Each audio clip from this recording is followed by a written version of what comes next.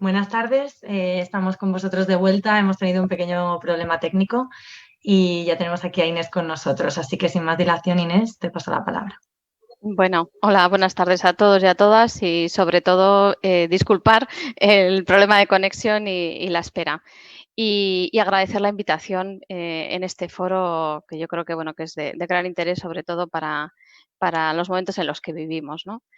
Me gusta mucho Bauman. Bauman era un sociólogo, el padre de la modernidad líquida, y siempre hablaba de que una vez diseñado el futuro ya no es para siempre y que necesita estar montado, montándose y desmontándose continuamente, ¿no? Cuando hablaba de la modernidad líquida y del concepto de modernidad líquida, lo simulaba con los fluidos, ¿no? Y él decía que si en un recipiente vamos incorporando líquidos de diferentes colores, no es estático, está cambiando constantemente de forma, ¿no? Y yo creo que es un poco lo que venimos hablando cuando hablamos de innovación y en los últimos tiempos más todavía, porque yo creo que esta situación líquida además ha ido a gran velocidad, ¿no? El perfil de la sociedad ha cambiado desde el punto de vista de salud, desde el punto de vista sociológico, desde el punto de vista de la tecnología, que la tecnología emergente que irrumpe en todos los ámbitos de la sociedad y en salud, desde luego, y luego, evidentemente, un contexto complejo desde el punto de vista económico, social y político también, ¿no? Esta es la pirámide de población de la comarca a la que damos nosotros cobertura, pero que será muy similar a la que hay en toda España y además más chata todavía, porque eso es el 2013, ¿no? Y esta es la realidad, ¿no? Hablamos de un envejecimiento de población, de pacientes y personas y ciudadanos que vivimos mucho más tiempo y que además queremos vivir con calidad de vida, ¿no? Y además, desde el punto de vista social, también hay cambios, ¿no? Antes se hablaba mucho de la brecha digital y de la conexión, y yo creo que hay una gran digitalización en los últimos datos que arroja el informe del Observatorio Nacional de Telecomunicaciones. Y si además nos vamos a las tendencias nos hablan de que esto va para más, de que la población cada vez está más digitalizada y también en sectores que hasta ahora no iba a decir la excusa, pero ¿no? que probablemente tenían menor conexión, ¿no? Que son pues, donde más crecimiento, uno de los sitios, de los ámbitos donde ha habido un gran crecimiento es en personas de más de 55 años, también los pensionistas y personas con unos ingresos más inferiores, ¿no? Ese es el entorno de fuera, pero también tenemos un entorno en las organizaciones sanitarias que viene de donde viene, ¿no? Tenemos una cultura que viene de una visión muy mecanicista del ser humano, en donde lo que se buscaba precisamente era la ausencia de enfermedad. Y entendíamos a la persona o se entendía a la persona como la suma de las partes. Esto evidentemente ya no es así, pero bueno, pero sí que nos encontramos a veces silos que no se comunican y que hace que sigamos teniendo a veces estos enfoques, ¿no? Y teniendo en cuenta eso, pues hay que brear con eso, ¿no? Y con la tecnología de la que antes comentaba y que en la mesa posterior hablarán muchísimo más de tecnología, ¿no? Cada año Gartner hace predicciones de las tecnologías emergentes y estas son las del último año, del 2020. Habla de predicción de tecnología, más de estructura, ¿no? De estructura de datos, pero también centrada en la persona, ¿no? Y bueno, la realidad es que las tendencias de un año para otro cambian y la curva de penetración de la tecnología también cambia, ¿no? Cambia a gran velocidad. Y bueno, yo creo que también en eso pues hay que pensar un poco qué utilidad le damos a esta tecnología, no ver la tecnología como un fin en sí mismo, sino como un medio e intentar un poco huir de esa fascinación tecnológica que podemos tener frente a esta, ¿no? a esta irrupción. Vale, ese es un poco el contexto, que lo he contado muy rápido porque quería ganar tiempo. Pero bueno, llega marzo y marzo pues llega con el coronavirus. No hay tiempo para gestionar el cambio como nos gustaría. Ya no podemos pensar y repensar muchas cosas y hay que acelerar el pedal de la innovación, ¿no? Y es importante hacer una reflexión. Nosotros también dentro de en este caso en el hospital, en nuestra OSI, hemos hecho una reflexión, un think tank en relación al COVID-19 y lo que hemos aprendido. Y la verdad es que la gran mayoría, y como se ha visto en muchos de los foros, hablamos de innovaciones organizativas y de incorporación de tecnología y esos cambios en aspectos que ya teníamos identificados. La diferencia yo creo que es la velocidad en este caso, ¿no? También les preguntábamos a los del think tank qué superpoder les hubiera gustado tener en el momento del COVID, ¿no? Y hablaban de cosas que ya estaba identificado en las necesidades, ¿no? Pues el poder anticiparse, la predicción, la humanización, el tener diagnósticos precoces, la teleasistencia. Bueno, pues eran superpoderes que ellos querían tener y también nos hablaron de qué entendían que había venido para quedarse, ¿no? Y desde luego todo lo que tiene que ver con la telemedicina, también con la manera de organizarse con un enfoque más de Lean o de Kaizen, con una visión mucho más inteligente de los procesos, con aspectos de humanización. Quieren que se quede también la colaboración con la industria, que ha sido muy potente en el proceso de la fase COVID, que ya se venía haciendo, pero esto lo he puesto más en valor. También con la flexibilidad en cómo asignamos los recursos y cómo nos organizamos y en el uso racional de la urgencia, pero también de otro tipo de dispositivos o de herramientas, ¿no? Y también les preguntamos cómo les gustaría que fuera la telemedicina en el 23, pues en 10 años, ¿no? Que parece que es mucho, a mí me parece muchísimo, pero bueno, y les gustaría, pues evidentemente, pues tener herramientas que les ayude a la toma de decisiones, tener un vademecum de terapias digitales y saber un poco la posología de qué, para qué pacientes, en qué circunstancias, en qué momento utilizar, trabajar en simulación para la formación, desde luego la monitorización de pacientes o la teleasistencia en determinadas, telemedicina en determinados pacientes, la historia clínica inteligente, pasar de la historia electrónica a la inteligente y también pues el trabajo en red y algo que también reflejaban como que les inquietaba era el tema de la seguridad y la ética en la salud digital, ¿no? Avanzar un poco en el conocimiento de este ámbito. Con lo cual, el para qué o el por qué la innovación, pues parece evidente. Esta diapositiva la llevo utilizando creo que 6 años y ahora tiene más sentido todavía, ¿no? Pues está claro que hay que hacer las cosas de otra manera, mucho más flexibles. Además, en este momento creemos y queremos cambiar porque es una necesidad. Algo que acelera el cambio es la urgencia, la emergencia, y yo creo que es un buen contexto. Y además creemos que hay que generar ese contexto para el cambio, ¿no? Crear ecosistemas más inteligentes, que seamos organizaciones de cambio y agentes de cambio, ¿no? Que lo hagan posible. También es verdad que podemos querer todo eso desde algunos ámbitos, ¿no? Pero la cultura se come la estrategia y no podemos hablar de innovación si no hablamos de personas, de equipos y de emoción, ¿no? Si hablamos de innovación, hablamos mucho de emoción y de motivación para este cambio.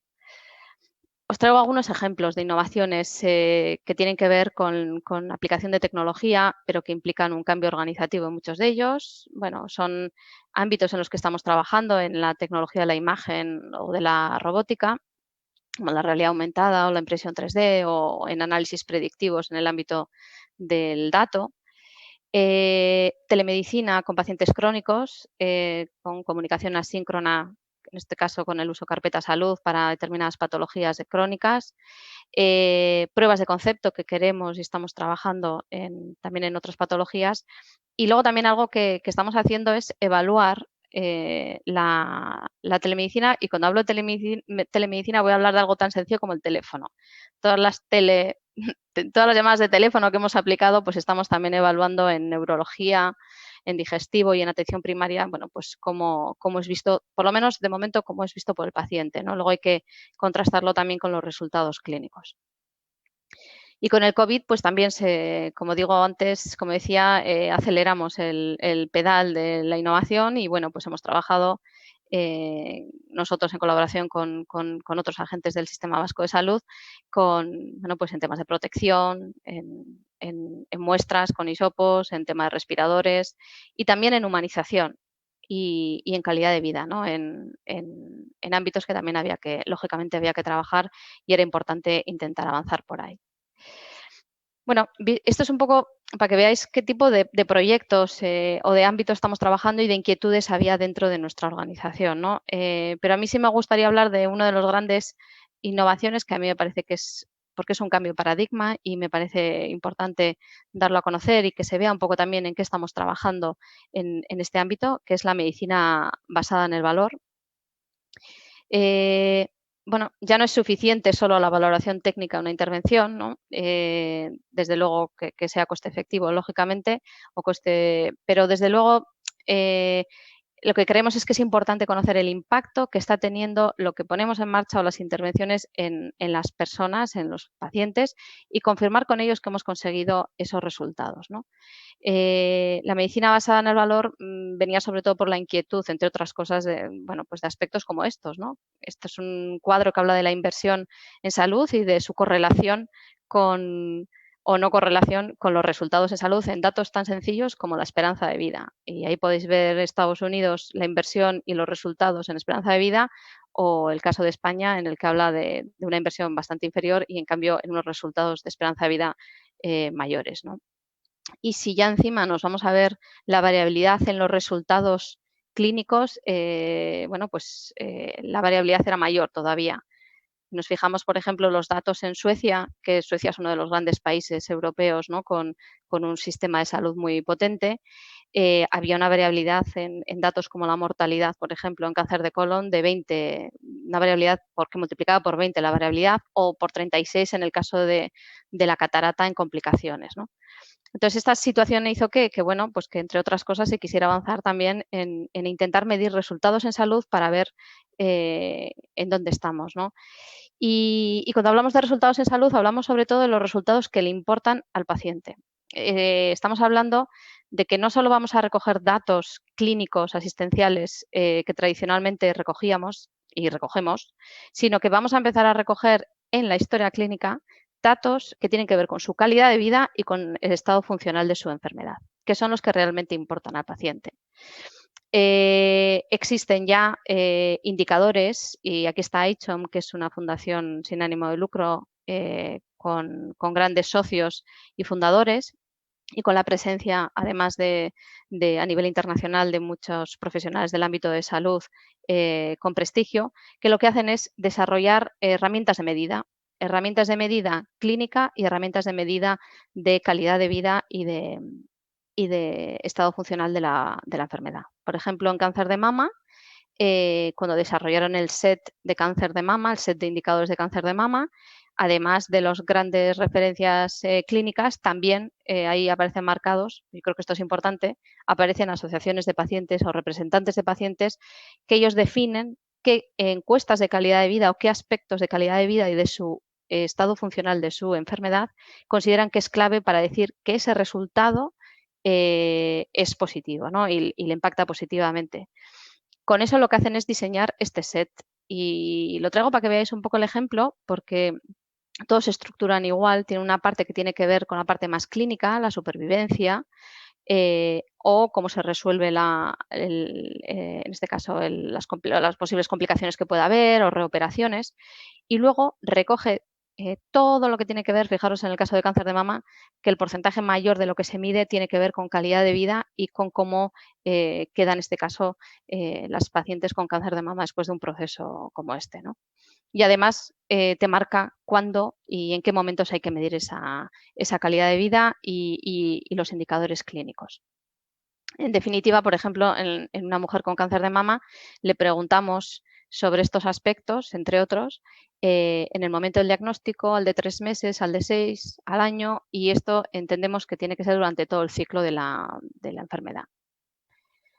Lo estamos haciendo con diferentes patologías, con ictus, con cáncer localizado de próstata y mama, con fisura labio-palatino en pediatría, con inflamatoria digestiva crónica, con COVID. Estamos aplicando encuestas de calidad de vida también en COVID, y vamos a empezar ahora con rodilla. Y esto va muy unido a algo que tiene que ver también con la medicina basada en el valor, y es la orientación al paciente y a lo que le importa, ¿no? Dicen que el 85% de nuestras decisiones están basadas en emociones, con lo cual creemos que es fundamental intentar identificar cuáles son esas emociones que mueven a los pacientes, ¿no? Nosotros desde el 2013 ya llevamos un camino importante de incorporar al paciente bien pacientes individuales en grupo o a través de representantes de asociaciones de pacientes, para intentar entender las emociones y las necesidades que tienen en todo su proceso de enfermedad, ¿no? Y a partir de ahí poder rediseñar la asistencia. Este es un ejemplo de algunos de los ejercicios que hacemos en los talleres con pacientes. Mapeamos el proceso y les preguntamos qué es lo que sienten en cada una de las etapas y qué miedos o qué emociones han tenido. Esto nos ayuda a tener un mapa de carreteras de por dónde va el paciente y cuáles son los momentos más complejos, bien para mejorarlos o bien para tenerlo en cuenta a la hora de hacer determinadas intervenciones sanitarias, bien de educación en salud u otro tipo de aspectos, ¿no? Y sobre todo para identificar también áreas de mejora. Nos ayuda a rediseñar y a revisar los procesos en base a esta información. Y a los pacientes que les incorporamos en el proyecto de Mi calidad de vida, que es el de medicina basada en el valor, a las que les incorporamos para preguntarles sobre su calidad de vida con esa secuencia, también bueno, pues generamos contenido que les ayude también a entender y entender mejor la enfermedad y que sean de utilidad, ¿no? Generar información útil y fiable sobre la enfermedad. Esto tiene resultados que nos permite comparar la evolución del paciente en los diferentes momentos de corte y nos permite además comparar tratamientos y tener datos más fiables para que luego el paciente pueda tomar decisiones y desde luego los profesionales reajustar los protocolos de actuación. Además, lo vinculamos a la ecuación del valor. La ecuación de valor incorpora el coste y nos ayuda también a ver en dónde tiene más sentido intervenir o qué pacientes o en qué situaciones y con qué criterios de inclusión hay que hacer determinadas intervenciones, ¿no? Esto es un ejemplo de lo que podría ver un paciente en la consulta con el médico, ¿no? El azul es el paciente concreto y el rojo es la población de referencia, ¿no? Y esto, bueno, pues te permite ver dónde estás frente al resto de tu población de referencia. Lo mismo, bueno, el dato del COVID. Y cuando he hablado al principio de que es un cambio de paradigma, quiero centrarme en esta parte porque cuando hablamos de que es un cambio de paradigma es por la utilidad que tiene, ¿no? Y la potencialidad que tiene. Desde luego, la medicina basada en el valor, en resultados, combinado con la evidencia, es un potencial terrible porque estás incorporando no solo la evidencia, sino lo que al paciente le importa. Nos permite evaluar el impacto de la asistencia de políticas de salud, adecuación de determinados tratamientos, priorizar dónde realmente aporta valor y dónde no aporta valor, y además que el paciente decida dónde quiere y hasta dónde quiere llegar, rediseñar desde luego procesos internos y todo el ciclo de atención. Nos permite trabajar en una atención personalizada, centrada en la persona, un empoderamiento, que es un cambio. Ahora hay que aprender un lenguaje diferente con estos datos para trabajar con los pacientes. Avanzar en benchmarking y creación de comunidades donde nos permita aprender a nivel internacional de cómo lo están haciendo unos y otros y comparar nuestros resultados. Concentrar la alta complejidad y la alta especialización en base a estos resultados y, bueno, y reorganizar en definitiva cartera de servicios e innovación. Y para finalizar, ya que me he comido, bueno, pues es un poco el checkout con el que me quería ir, es pues cómo nos estamos orientando en innovación en salud, ¿no? Pues nos estamos orientando enfocados en donde realmente creemos que aporta valor, buscamos esa aportación de valor. Estamos trabajando en ser una organización horizontal y lo más integrada posible, colaborativa y abierta, porque la mayoría de las innovaciones tecnológicas que hemos hablado, que he citado antes, desde luego no lo hacemos solos. Nosotros no tenemos alrededor un tejido empresarial que nos ayuda a poder llevar a cabo y también tecnológico. Organización mucho más emocional que haga que se motive y que hagan potenciar este cambio. Curiosa, basada en la evidencia y en la evaluación y en el rigor, porque la innovación también se tiene que gestionar y con una tecnología que nos ayude a hacer este cambio. Bueno, muchas gracias. Ha sido un sprint. Muchas gracias, Inés, además por hacerlo deprisa, pero bueno, yo creo que se ha entendido muy, muy bien y A mí me ha gustado mucho, me he apuntado unas cuantas cosas. Me ha encantado que hayas comenzado haciendo referencia al sociólogo Bauman y esa sociedad líquida, ¿no? de la que él hablaba. Y es verdad que a veces parece pues, que la tecnología es la solución a todo, ¿no? Y no nos damos cuenta que lo que es realmente un medio. Has apuntado que crees que nos hemos dado cuenta de que necesitamos cambiar, o sea, que ha llegado ese momento en el que vemos que no podemos seguir y que tenemos que cambiar, en realidad no tanto la tecnología, sino como la cultura, ¿no? De las organizaciones, porque si no es imposible que avancemos por mucha tecnología que vayamos incorporando. Y yo creo que un tema muy importante que has destacado, yo que lo has aterrizado muy bien, esa parte de resultados en salud y creo que has explicado muy bien cómo nos podemos beneficiar, ¿no? De este tipo de tecnología, de ese análisis de datos, de incorporar esa visión del paciente en los indicadores que realmente son los que a las personas les importan y los que realmente están impactando en la calidad de vida y que cuesta mucho, ¿no? que se tengan en cuenta esos aspectos. Así que, bueno, no nos entretenemos más porque nos hemos pasado un poquito de tiempo y nada, pues darte las gracias de verdad por participar y por tu colaboración. Y ahora ya pues vamos a pasar a la mesa de debate. Y para eso tengo el placer de presentar a una de las personas que es motor del movimiento asociativo de pacientes.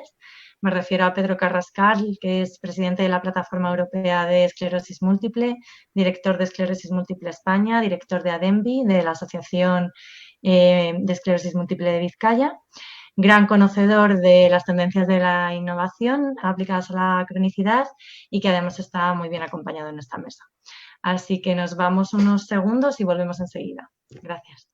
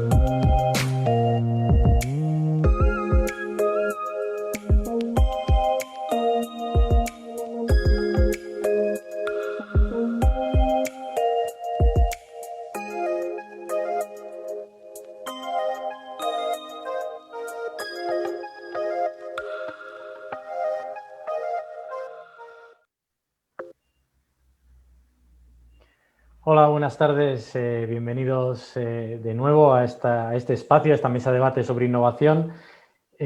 Bueno, lo primero, dar las gracias a la plataforma de pacientes. La verdad es que es un tema que me interesa muchísimo y después de ver quién me va a acompañar en la mesa, que ahora mismo os voy a presentar, la verdad es que estoy encantado de pasar esta siguiente hora con todos ellos debatiendo. Inés ya nos ha hecho una presentación muy abierta, con muchas cosas encima de la mesa, pero que seguro que vamos a tener espacio para ir desgranándola. La verdad es que la innovación es muy amplia y desde cada uno de nuestros puntos de vista seguro que la vamos a ir centrando mucho más.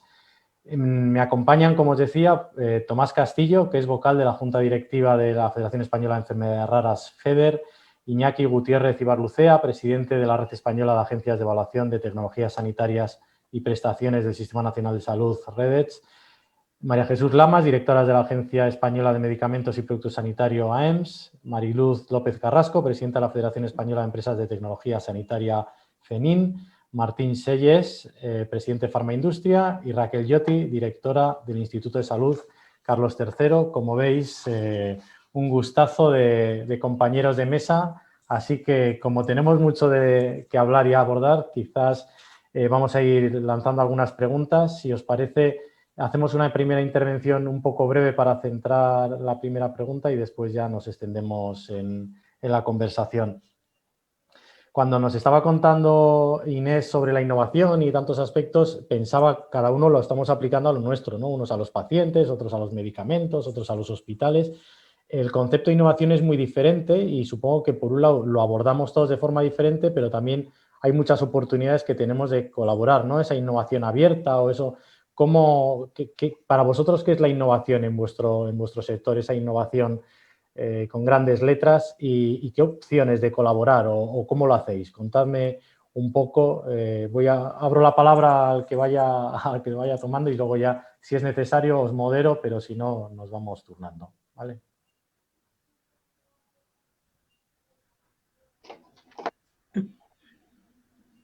Martín, perfecto. Martín, bueno, porque tú lo dices, ¿eh? Yo. Te he visto aparecer aquí en pantalla.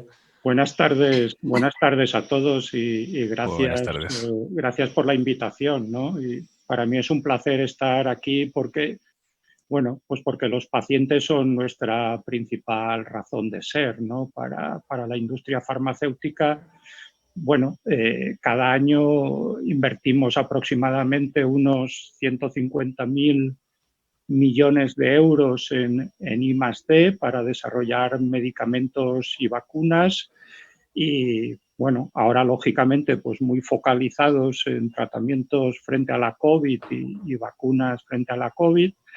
Pero bueno, esa gran inversión pues evidentemente es buena para todos los ciudadanos, porque al final no solo para los pacientes, todos antes o después seremos pacientes, es una cuestión de tiempo, ¿no?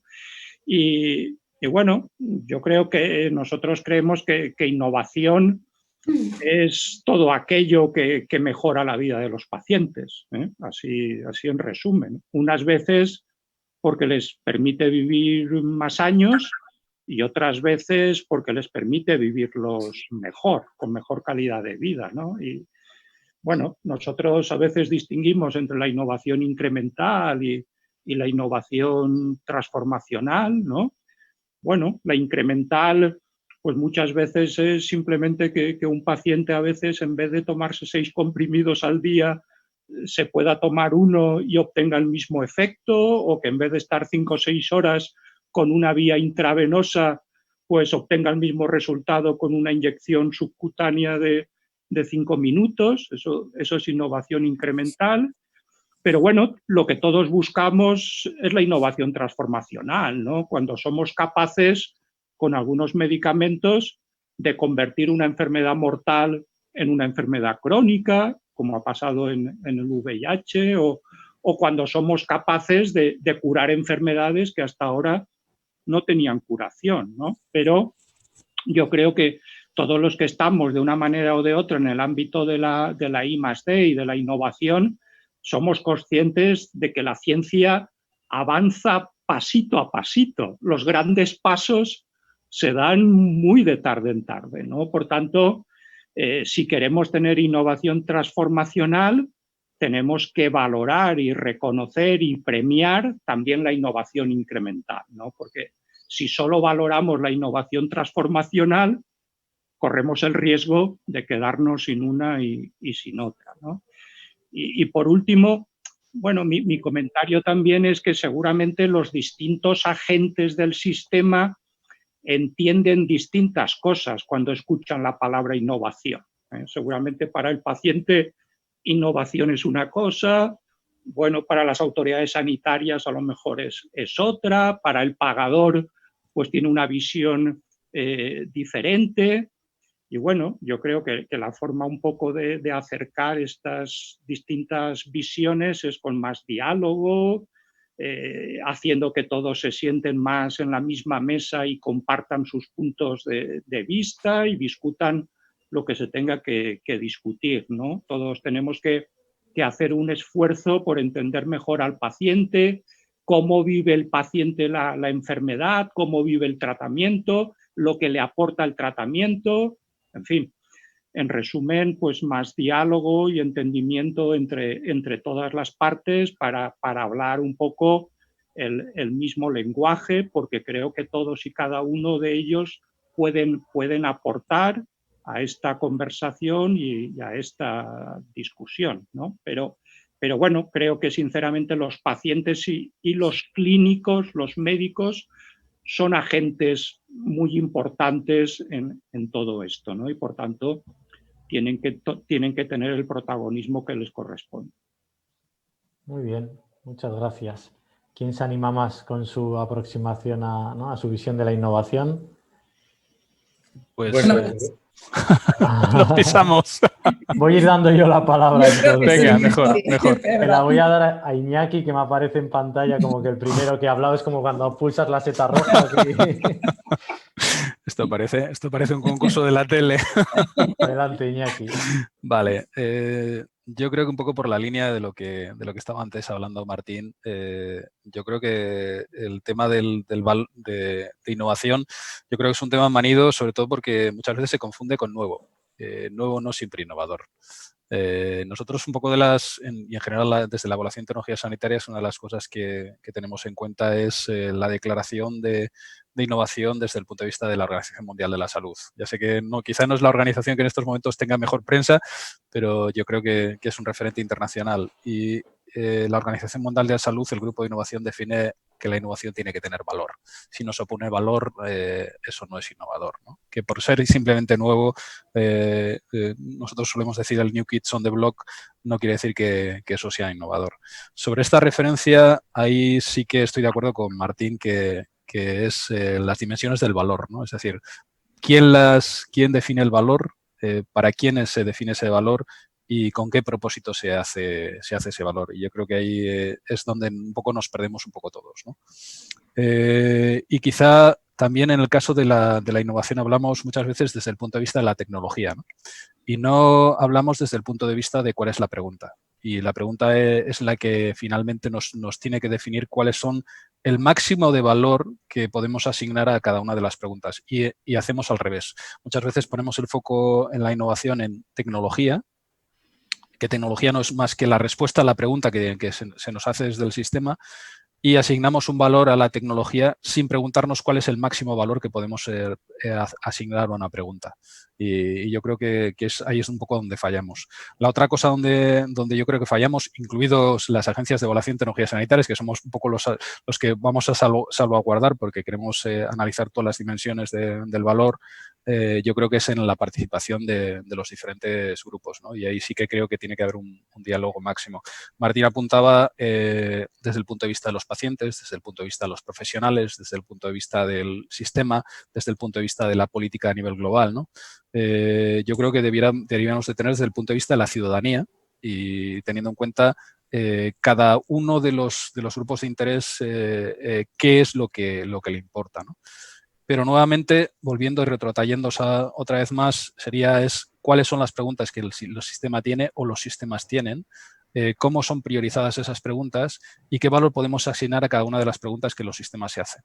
Y sobre esa base podemos construir una matriz de valor y sobre ese valor luego definir cuánto podemos asignar sobre ese máximo valor a cada una de las innovaciones que estamos aportando. Y él hablaba de la innovación incremental y la innovación transformacional. Desgraciadamente, casi en la mayor parte de los casos, lo que tenemos es innovación incremental y no transformacional. Y si vamos por el camino de asignar valoraciones, y eso lo sabe muy bien Chus, si le asignamos valoraciones incrementales también en cuanto al precio, las escaladas son imposibles de mantener por parte de los sistemas. Entonces, yo creo que tenemos que hablar de cuánto podemos financiar, cuáles son las preguntas que los sistemas se hacen, cuánto debemos de asignar a cada una de esas preguntas y hacerles grupos de valor y qué es lo que aportan sobre el máximo valor las innovaciones que están entrando. Y en este sentido, sobre la base del diálogo que yo creo que sí es necesario entre todos los grupos de interés, podemos construir una matriz de valor que pueda ser usada para que nuestros sistemas se hagan, primero, sostenibles, que sigan manteniendo la cobertura universal y que respondan a las quejas, las reclamaciones y digamos el derecho lícito que tienen los ciudadanos. Muy bien, gracias Iñaki. Por un lado has nombrado a Chus y por otro lado has nombrado el papel de los pacientes. Os voy a dar paso en este orden ahora para que podáis participar. Chus. Gracias, Pedro.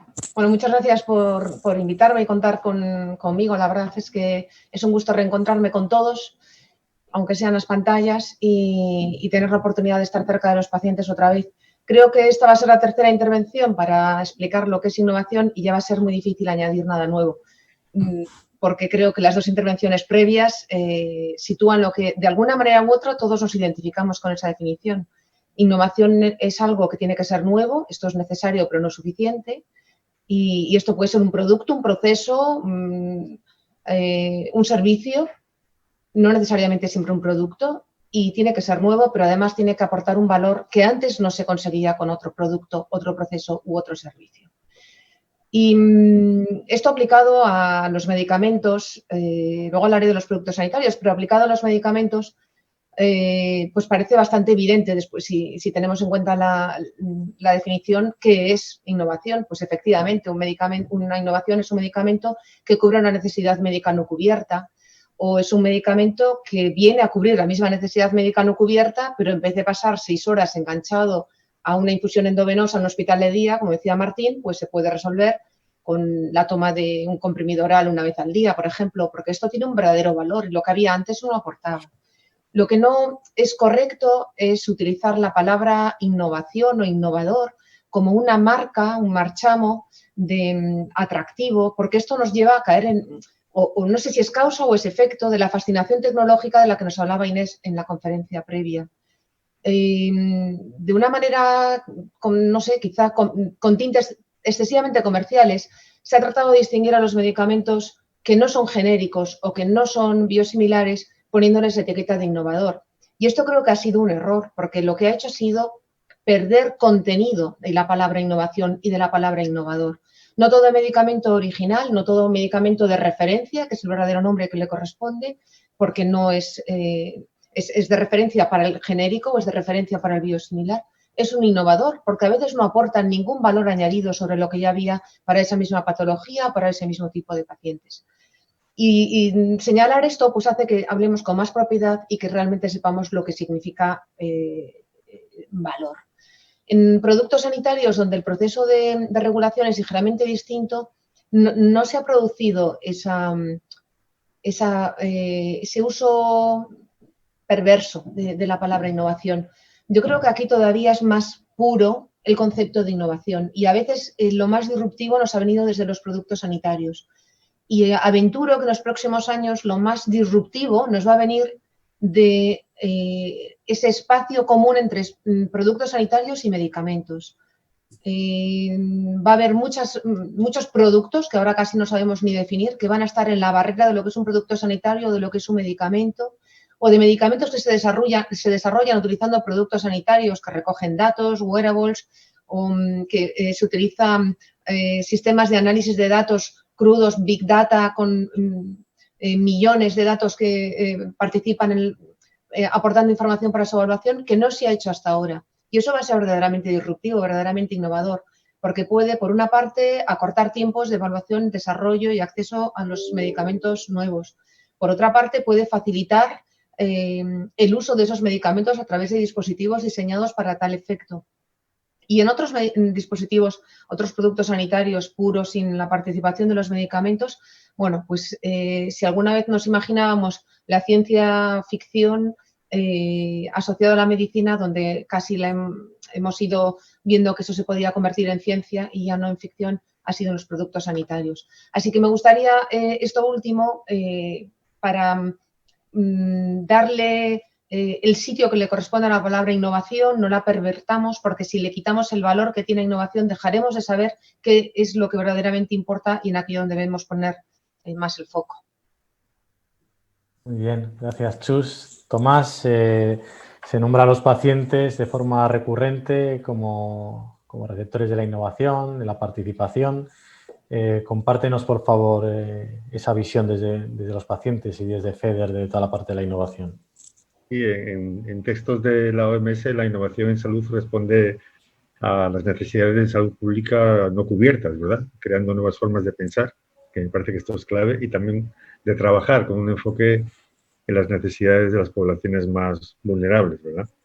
Luego sí que entendemos que la innovación es una forma de aplicar el conocimiento existente, ¿no? Que mejore la calidad de vida de las personas. Esto es clave.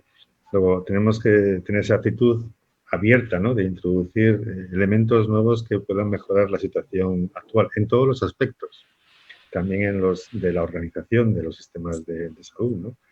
Trabajar, como se ha dicho en la conferencia inaugural, mucho más de forma horizontal, creando modelos de trabajo en red, por ejemplo, que son los que en realidad nos permiten, ¿no? Compartir el conocimiento, evitar duplicidades, ahorrar incluso en tiempos, cuando la información fluye, cuando la formación fluye, ahorrar también muchísimos recursos.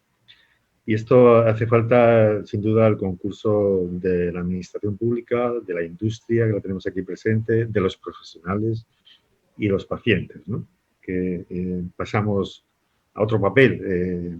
Creo que también tenemos que innovar en la actitud de escucha a los pacientes, en que estemos en todas las mesas, como también en esta, para poder hacer propuestas, ¿no? Para poder hacer propuestas de cómo podemos realmente diseñar otros modelos que atiendan a las necesidades que tenemos las personas, ¿no? Porque en definitiva, como decía el presidente de Farmaindustria, pues todos los servicios están volcados en que respondan a necesidades de las personas, pero esto tenemos que hacerlo, yo pienso que con un cambio de mentalidad, de partir de la escucha, a partir de la identificación de demandas de los pacientes y también de lo que proponemos los pacientes, ¿no? Porque también como expertos en el manejo de la enfermedad, como expertos en la utilización de los servicios de salud, también de los medicamentos, también de las tecnologías que se nos aplican, pues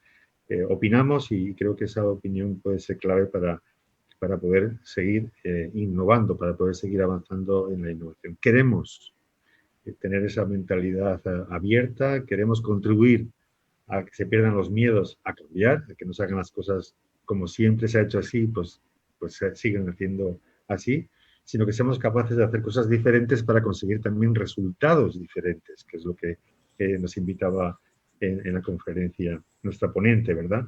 Que vayamos a un enfoque en resultados en las personas, porque detrás de la innovación seguramente, añadiéndole valor, hay resultados mucho mejores en salud, mucho más eficientes en los recursos que tenemos, los recursos tanto económicos como personales, como de instalaciones, como de servicios, y esto nos parece clave. Luego, apostamos por esta actitud de cambio, de innovación, de búsqueda de nuevas soluciones. Y ahí a los pacientes creo que desde la POP nos vais a encontrar siempre, ¿no? Tanto la administración como la industria, como los profesionales, como unos grandes aliados. Muy bien.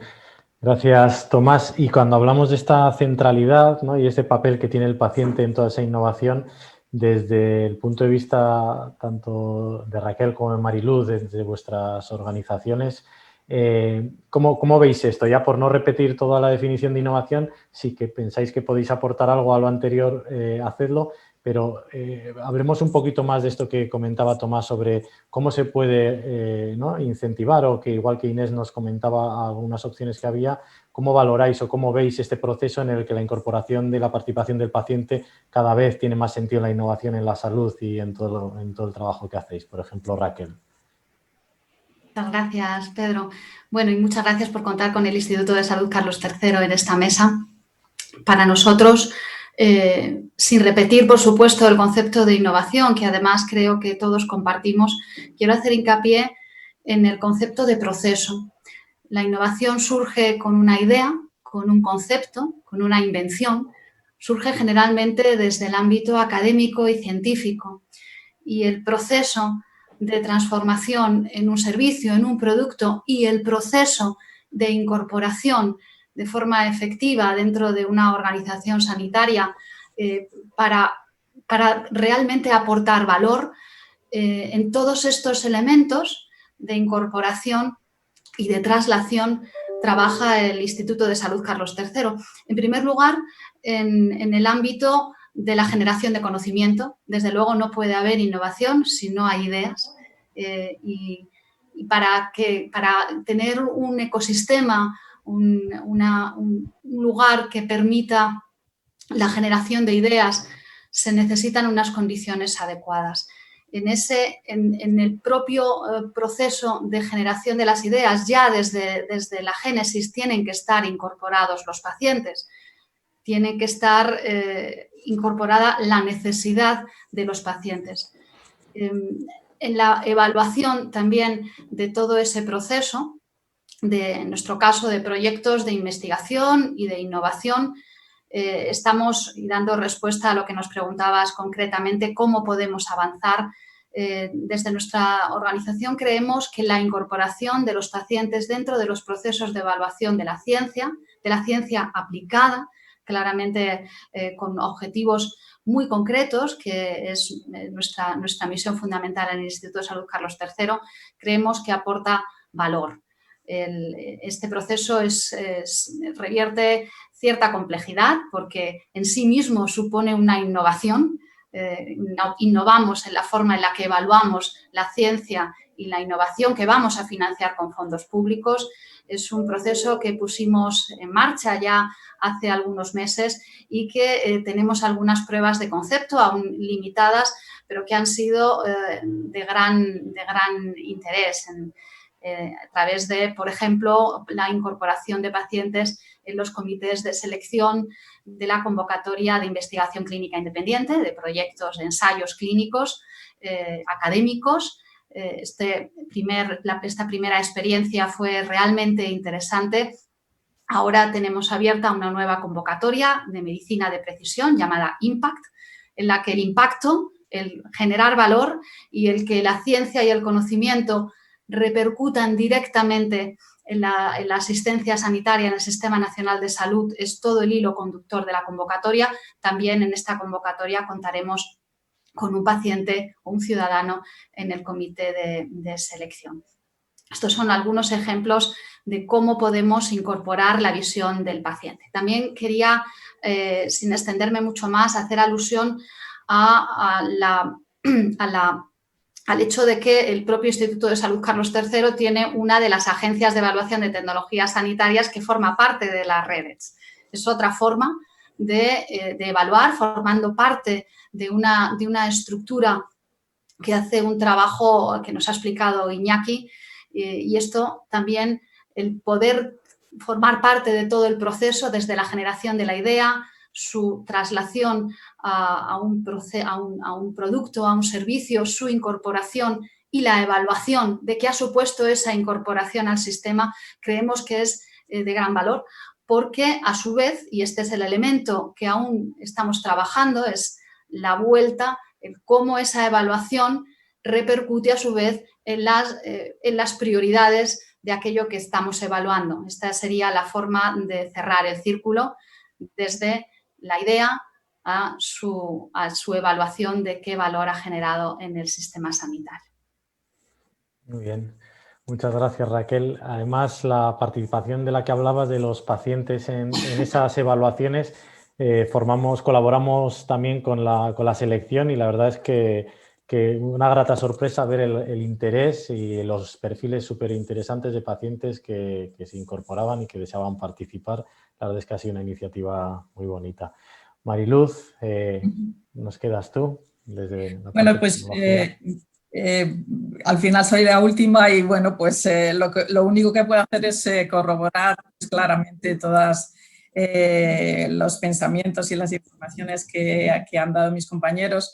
Claramente desde la tecnología sanitaria, pues un producto, un proceso, una tecnología innovadora es algo que pues produce una nueva mejora sustancial, como habíamos dicho, y muchas veces que viene a cubrir una necesidad que no está cubierta.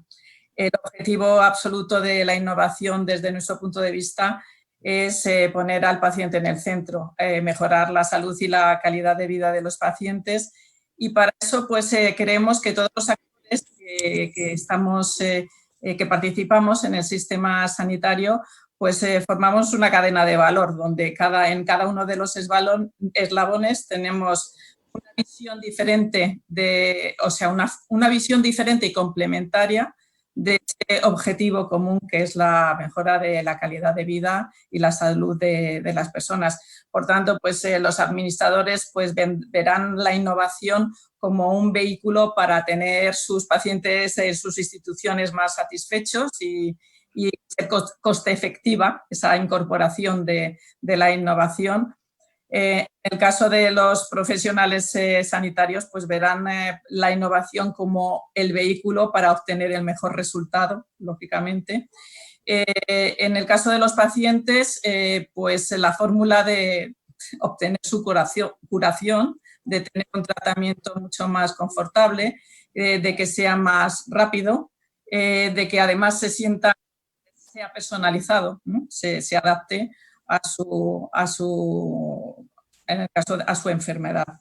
Todo esto pues pasa pues, por lo que preguntabas, hay que poner al paciente en el centro, y para poner al paciente en el centro y conseguir todo esto, yo creo que tenemos que trabajar en ese objetivo común de la calidad, de la calidad de vida, de la solución de las enfermedades, pero de una forma eficiente y sostenible para el sistema sanitario. Con lo cual, a lo mejor es el nexo de unión que tenemos que tener todos los actores del sistema para producir, para completar y cubrir esa necesidad, pero de una forma sostenible.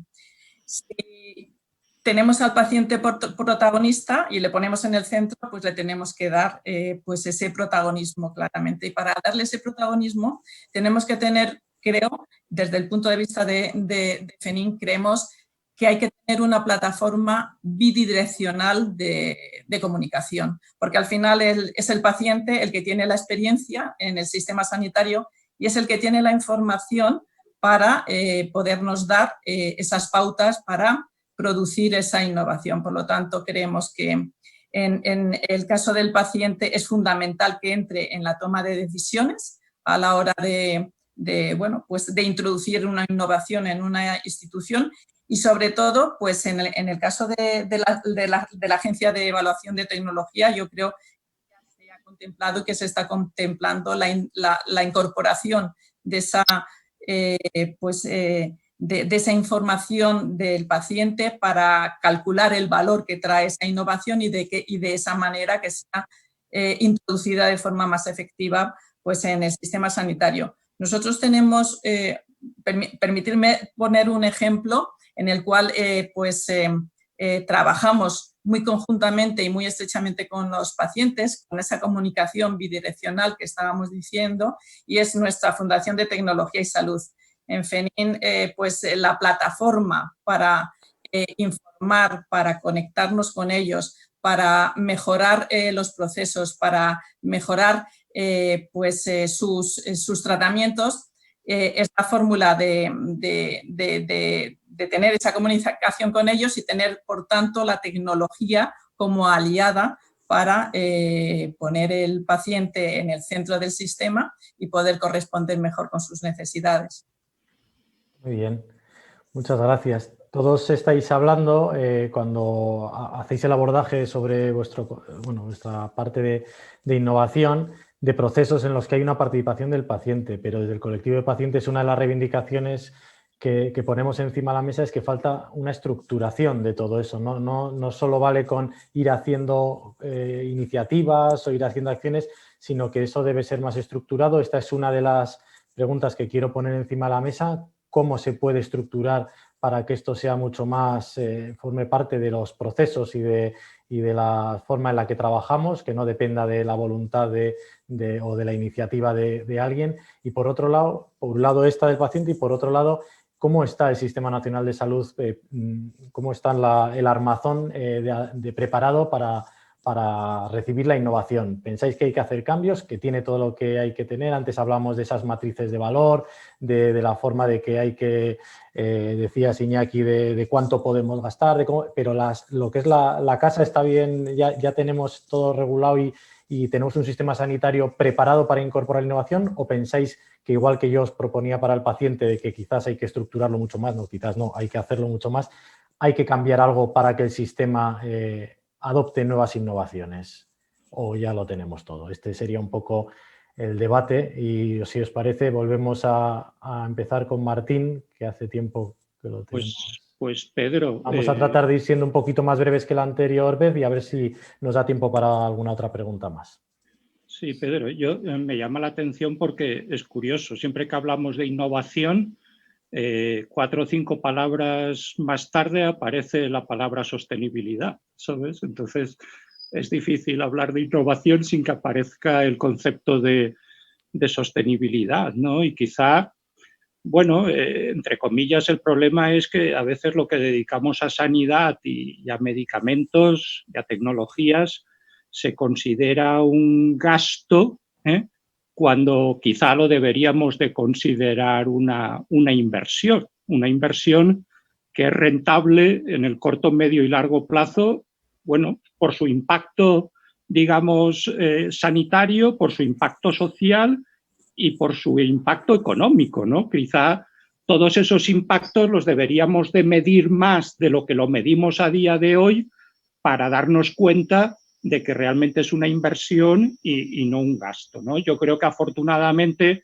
cada vez hay más voces que dicen que evidentemente todo esto lo tenemos que considerar como una inversión y no como un gasto, ¿no? Yo creo que ahora mismo, por ejemplo, la pandemia nos está enseñando que no hay economía sin salud, y que no hay salud sin medicamentos y vacunas, y que no hay medicamentos y vacunas sin innovación y sin inversión en I+D, ¿no? Por tanto, la innovación impacta positivamente en lo sanitario, pero también en lo económico. Yo creo que ahora lo estamos visualizando mejor que nunca, ¿no? Como una crisis sanitaria provoca una crisis económica, ¿no? Y cómo unos medicamentos o unas vacunas podrían solucionar la crisis sanitaria y a continuación pues iniciar una recuperación económica sólida, ¿no? Por tanto, claro, para que algo sea sostenible tiene que estar adecuadamente financiado. Entonces la pregunta es si dedicar un 6% del PIB a nuestro sistema sanitario público es suficiente o no, porque evidentemente si no es suficiente, pues no será sostenible. Yo en la parte de los medicamentos, pues creo que a veces deberíamos de ver más los números y discutir sobre los números más que sobre las opiniones, ¿no? Yo lo que puedo decir es que... O sea, que sí que ves que en principio está adaptado a la innovación y no hay que hacer cambios en lo que es el sistema, que es un problema de falta de inversión en lo que... Bueno, y por supuesto, vamos a ver, Pedro, yo no estoy diciendo que el sistema no tenga muchas áreas donde se pueda mejorar y donde se pueda mejorar la eficiencia. Por supuesto que sí, pero lo primero que nos tenemos que preguntar, bueno, ya hasta el ministro lo ha hecho en las últimas semanas y en los últimos meses con buen criterio, es, bueno, si un 6% es suficiente o tenemos que ir a un 7% del PIB lo que dedicamos a nuestro sistema sanitario público, ¿no? Pero yo simplemente acabo con un dato, ¿eh? Nosotros en España dedicamos a medicamentos un euro por habitante y día. Esos son 30 euros por habitante y mes, 30 euros. Y con eso tenemos derecho desde a una caja de paracetamol hasta una terapia celular o génica para tratar una enfermedad grave. Oye, ¿de verdad pensamos que dedicar 30 euros al mes, desde para comprar paracetamol hasta tener una terapia génica, hay un problema de sostenibilidad? ¿Hablamos en serio? Sinceramente. Entonces, bueno, pues claro que alguien más o menos demagógicamente puede decir, oye, es que hay fármacos que cuestan no sé cuántos miles de euros. Sí, pero también hay que ver que nosotros en España vendemos cada año 550 millones de unidades de medicamentos que cuestan menos de 3,2 euros tratamiento mes.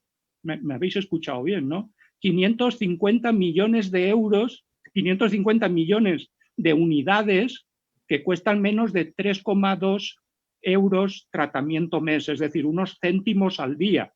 Por tanto, cuando hablamos de medicamentos de alto precio, tenemos que hablar también de estos medicamentos de muy bajo precio, porque de alguna manera la pérdida de las patentes y la entrada de los genéricos y los biosimilares genera espacio para que entre la innovación. Y la realidad es que nosotros el año pasado dedicamos a medicamentos, a gasto farmacéutico, un 6% más que hace 10 años. Es decir, prácticamente lo mismo que hace 10 años, con más pacientes crónicos, con más pacientes de 70, 80, 90 años que necesitan más medicamentos, con más y más innovación, y dedicamos a medicamentos un 6% más que hace 10 años. Esos son los números y están a disposición de cualquiera que los quiera ver. Pues aquí tenemos identificada una de las, ¿no? de las barreras o de los problemas en el acceso a la innovación, según Martín ahora. ¿Qué opináis los demás o qué otros problemas, o si queréis hacer alguna abordaje? Bueno, era quizá por generar un poquito más de... Sí, claro. Veo yo algunas caras que si empezamos... La discusión sobre el porcentaje sobre el Producto Interior Bruto es...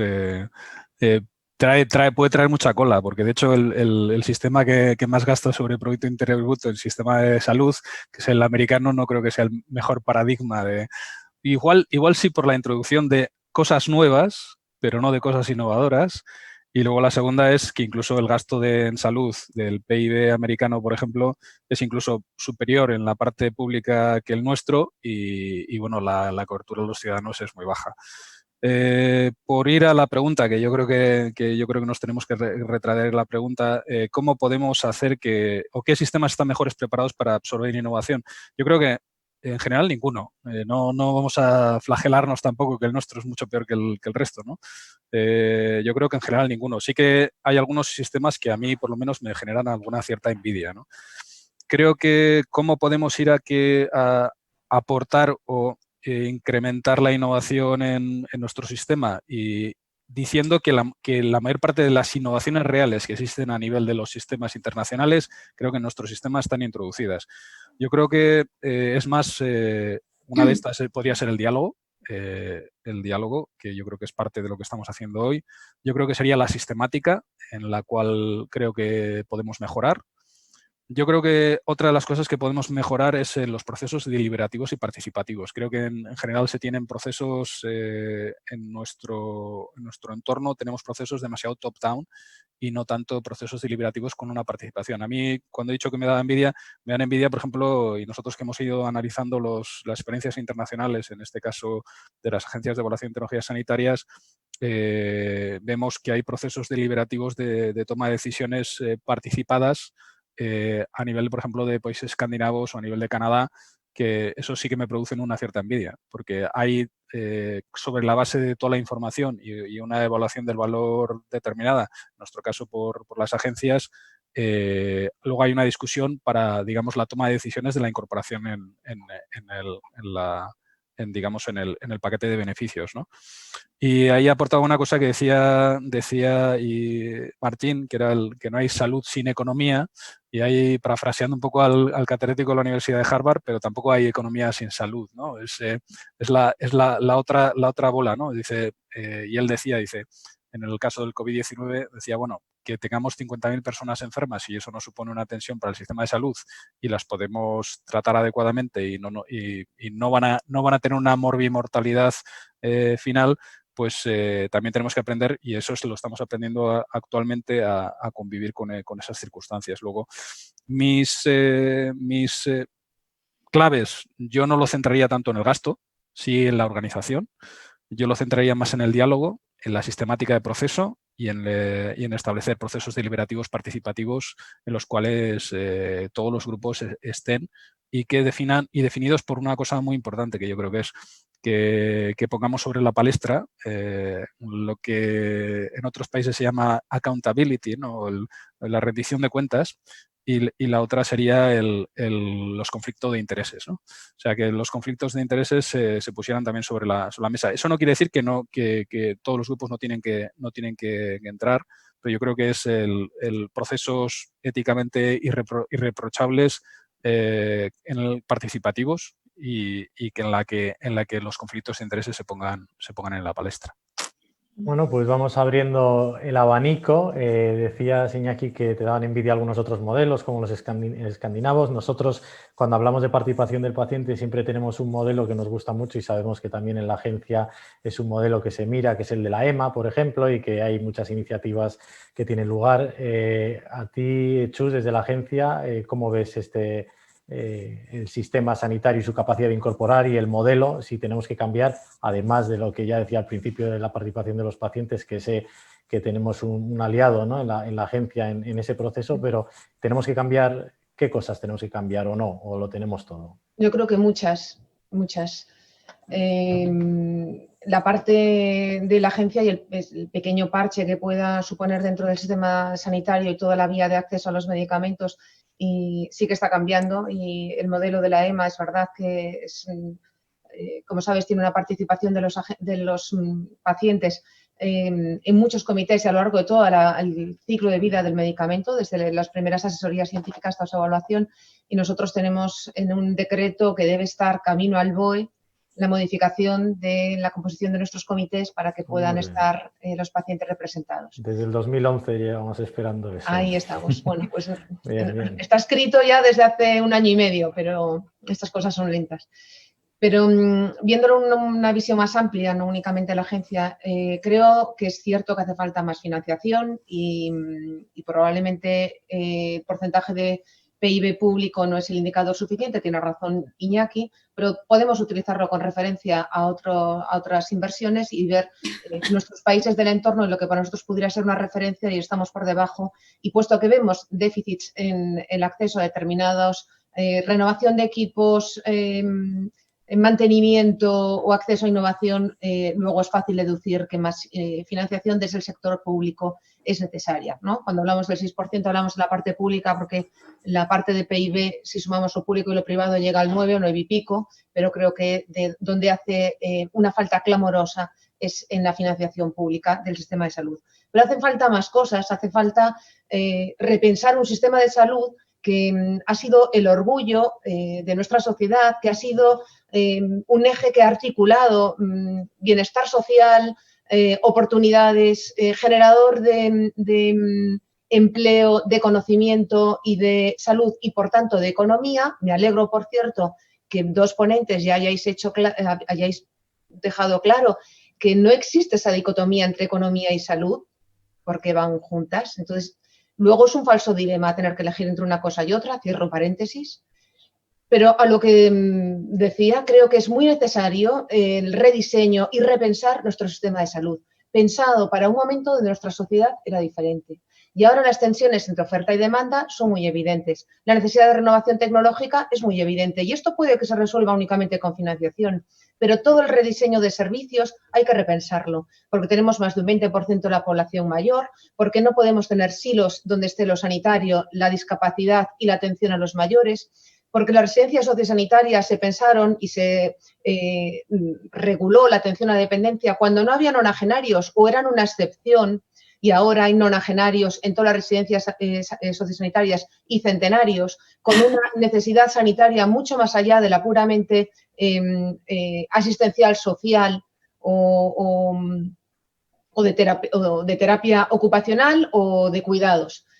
No se puede separar la atención sanitaria de todos los colectivos que hasta este momento estaban en silos separados. Creo que hay que rediseñarlo. Y esto es una cosa que pensaba cuando trabajaba en el hospital y que lo único que he hecho durante este tiempo fuera ha sido reafirmarme a medida que iba conociendo otras facetas de nuestro sistema de salud. Y el rediseño no puede tener lugar sin la participación del paciente por muchos motivos. Uno es muy fácil de ver, muy fácil de vender y queda bien. Como el paciente es el receptor del sistema, que sea él quien decida qué quiere recibir. Esto es evidente y todos somos pacientes antes o después. La diferencia entre un paciente y quien no lo es una cuestión temporal, circunstancial. No va a tardar mucho en ser un paciente. Pero es que tiene que ser protagonista del rediseño y de la innovación de los sistemas porque tiene que ser corresponsable del sistema que queremos tener. Porque hay que llegar a un equilibrio entre oferta, demanda, corresponsabilidad, autocuidado, donde el paciente tiene que ser consciente, quien participa de las consecuencias finales de los servicios que estamos ofreciendo y de los que podemos ofrecer.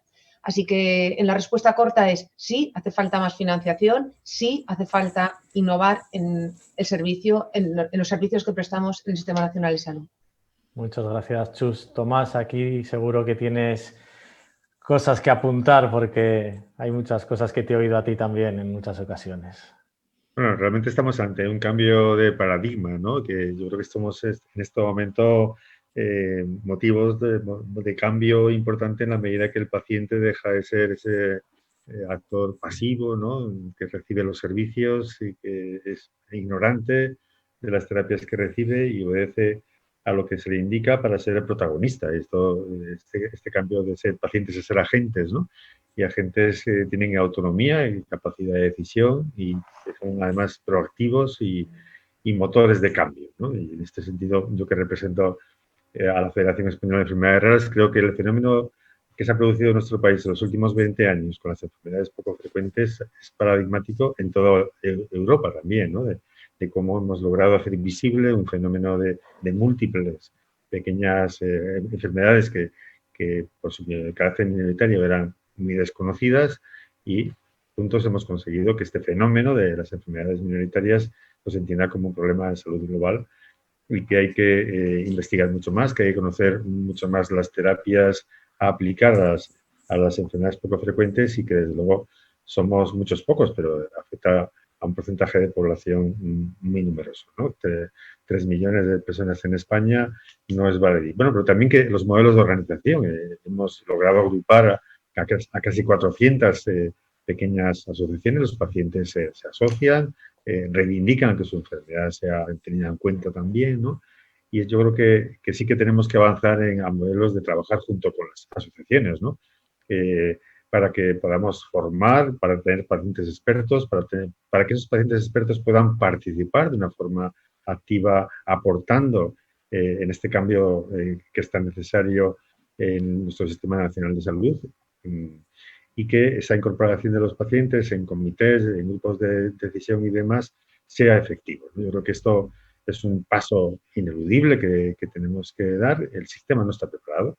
De hecho, ayer mismo la Comisión de Sanidad ha aprobado una moción para trasladar al Gobierno de que se articule nuestra participación, por fin, ¿no? En el Consejo Consultivo del Consejo Interterritorial, en el que ya venimos años reivindicando poder estar presentes desde la plataforma de pacientes, ¿no? Y poder aportar nuestras propuestas de mejora, de innovación. Y yo creo que estamos viendo este movimiento que se está produciendo y que es todo un potencial. Yo creo que esto lo tenemos que valorar como una capacidad del movimiento ciudadano que se organiza, que quiere estar en el sistema, quiere corresponsabilizarse efectivamente de la buena marcha del sistema, porque esto pues, nos jugamos todos de su buen funcionamiento, nada menos que nuestra salud presente y desde luego la futura, porque todos efectivamente seremos pacientes, ¿no? Y además la capacidad que los pacientes estamos asumiendo al organizarnos, de poder, bueno, pues dictaminar, de poder aportar ideas, como decía, y soluciones. Yo creo que este es un elemento innovador que el sistema tiene que introducir de forma mucho más clara, que hay que tomar decisiones políticas a nivel de gobierno, que hay que tomarlo en las comunidades autónomas. Debemos estar en las comunidades autónomas, debemos estar en los hospitales, debemos estar en los centros de salud, debemos estar en los comités, efectivamente. Y esta transformación del sistema a un sistema participativo, a un sistema de coliderazgo, ¿no? En el que la ciudadanía tiene una participación activa, yo creo que va a traer enormes beneficios al sistema y, desde luego, puede ser también modelador de situaciones en las que ahora estamos claramente en situaciones de enfrentamiento político sobre cuestiones de salud, que con la participación de los pacientes os puedo asegurar que esto no ocurriría. O sea, si los pacientes tuviésemos la capacidad de estar realmente empoderados en este momento, no estaríamos viendo los espectáculos que estamos viendo en este momento de rivalidades políticas a costa de la salud de la ciudadanía. Interesante. Pues tenemos la parte de participación, aquí está claro que tiene que mejorar, pero además también, y por dar paso, y se nos está acabando el tiempo tanto a Raquel como a Mariluz, me gustaría abordar también la medición de los resultados, ¿no? Y la utilización también de cómo medir la innovación. Algunos aspectos que no se hayan tratado ahora, de quizás cosas que tienen que cambiar, cómo medimos o cómo hacemos esa parte de la innovación. Raquel, por ejemplo. Bien, permíteme primero, muy brevemente, contestar a las dos preguntas que hacías. La primera, si estamos preparados para incorporar a los pacientes, y por otra parte, si estamos preparados para incorporar la innovación. Muy breve. Esto último que Tomás nos explicaba, de cómo desde el movimiento asociativo se está contribuyendo de una manera clave a estar preparados a este proceso de transformación que estamos viviendo y que posiblemente dentro de unos años echemos la vista atrás y pongamos en valor este momento crucial que estamos viviendo para el sistema sanitario español, la iniciativa y el empuje que están teniendo las asociaciones de pacientes es crucial. Pero, por otra parte, desde las administraciones públicas tenemos que estructurarlo y evitar, como decías, Pedro, el voluntarismo, ¿no? Que esto quede al albur de que en una organización u otra se considere que es más importante. Aquí quería introducir un elemento, una iniciativa que se puso en marcha desde el Instituto de Salud Carlos III. Como sabéis, acreditamos institutos de investigación sanitaria. Hay en este momento 31 institutos de investigación sanitaria acreditados en el país, cuyo núcleo es un hospital del Sistema Nacional de Salud, distribuidos por toda la geografía. Uno de los elementos que incluimos hace un año aproximadamente en la nueva guía de acreditación como un elemento de acreditación era que dentro de la estructura y de las actividades de investigación que desarrollan los hospitales, los institutos, se incluyera la participación de los ciudadanos y de los pacientes. Y esto se evalúa. Y en la próxima acreditación tendrá que presentarse un plan de cómo cada institución ha llevado a cabo esta incorporación de los pacientes y de los ciudadanos en los procesos de investigación y de innovación que se desarrollan en los hospitales. Esta es una forma también que creo de impulso de organizar. Por otra parte, y en relación a la incorporación, se ha hablado del coste. Yo quiero poner el acento en los procesos. El que se disponga de una nueva tecnología, de un nuevo tratamiento, de un nuevo proceso diagnóstico, no quiere decir que incluso si se puede hacer frente a su coste, se incorpore de forma efectiva dentro del sistema sanitario. Y efectiva quiero decir también equitativa. Para esto se necesita planificación. Por eso, por añadir a la lista que estás haciendo, junto con el incremento del coste, el poder hacer frente a lo que supone la innovación, se necesita, y además de la deliberación y de la participación en su incorporación, hay que hacer hincapié en la implementación, en los procedimientos a través de los cuales esa nueva tecnología entra a formar parte de las vías asistenciales. Y esto es algo no resuelto. Hay incluso ejemplos la verdad es que muy tristes de nuevas tecnologías que se introducen en un hospital, pero no se usan de la forma adecuada y de una forma que realmente estemos sacando el máximo partido, y por tanto eso se está haciendo una inversión que no se recupera por incorporar este elemento de coste. Y finalmente la pregunta última que hacías de cómo evaluamos la innovación. Bueno, esto es todo un reto, porque los comités de evaluación que utilizamos para evaluar la ciencia, los proyectos de investigación, no nos valen para evaluar la innovación. Esto hay que articular y estamos en esa tarea también dentro de herramientas de compra pública innovadora y de otros instrumentos de evaluación de innovación. Hay que articular nuevos procesos que estén diseñados ad hoc para la innovación, y es algo a lo que, en fin, no creo que haya tiempo ahora de extenderse, pero en el mundo entero se está buscando de qué forma se evalúa la innovación, que tiene que estar vinculada al valor que genera esa innovación. Muy bien, muchas gracias. Mariluz, es la última intervención, se nos acaba el tiempo.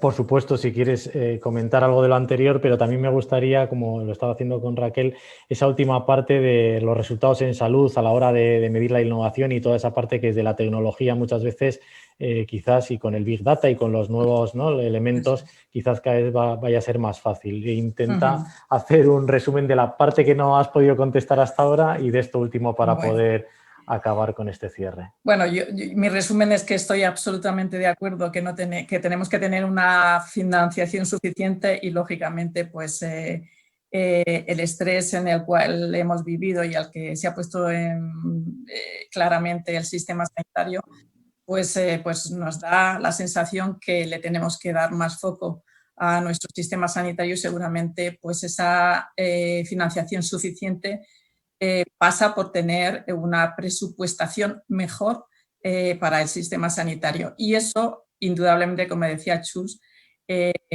necesitamos más financiación, pero mejor gestión, ¿no? Entonces, si necesitamos mejor gestión, la introducción de la innovación también necesita gestionarse mejor. Y primero, pues lo que tenemos que hacer es evaluar esa introducción de la innovación, evaluando pues el valor que genera esa tecnología o esa innovación. Y yo creo que, bueno, pues al final tenemos que trabajar todos los agentes del sistema para crear un ecosistema, y que de esa manera pues la red de agencias de evaluación de tecnología, la Agencia del Medicamento, puedan trabajar sobre una información en la cual podamos pues manifestar el valor que significa toda esa innovación.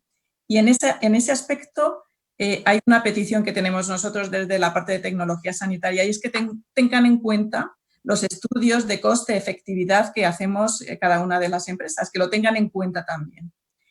Otra colaboración como miembros claramente del sistema es, a la hora de incorporar esa innovación, medir el impacto de esa innovación en el sistema sanitario y, por supuesto, incorporarla de forma eficiente y más sencilla y lo antes posible. Y para eso pues hay muchos mecanismos como riesgo compartido, como pues compra innovadora, una serie de mecanismos que van a facilitar siempre al sistema sanitario pues poder utilizar esa innovación lo antes posible y de la mejor forma posible, de forma eficiente, con lo cual existen mecanismos. Ahora, existe una ley de contratación que necesita modificarse para que, o que necesita adaptarse más al sistema sanitario para que podamos incorporar esas innovaciones y el sistema sanitario pueda tener ventaja de utilizarlas cuanto antes posible.